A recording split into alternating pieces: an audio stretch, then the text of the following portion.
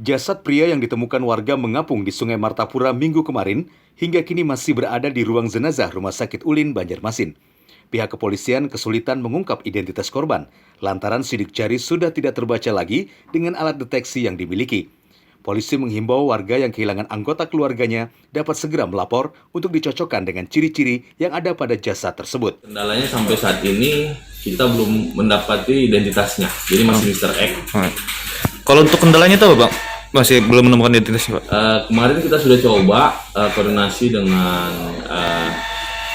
Polda untuk menghadirkan alat yang untuk sidik jari. Ternyata tidak terbaca karena sidik jarinya sudah rusak, jadi tidak terbaca dengan alat. Sementara kita menggunakan media sosial, kita sudah sebarkan. Mudah-mudahan kita masih menunggu, mudah-mudahan ada hasilnya. Ada pihak yang mengenali keluarganya. Dari hasil visum pihak Rumah Sakit Ulin yang didapat petugas, tidak ditemukan bekas luka pada tubuh korban. Korban tenggelam memiliki ciri-ciri perawakan gempal, berkumis, berjanggut, rambut cepak, berjabis dan mengenakan baju hitam lengan pendek, celana boxer abu-abu. Ditemukan warga di Sungai Martapura, tepatnya di bawah jembatan Banua Anyar, Banjarmasin pada Minggu tadi.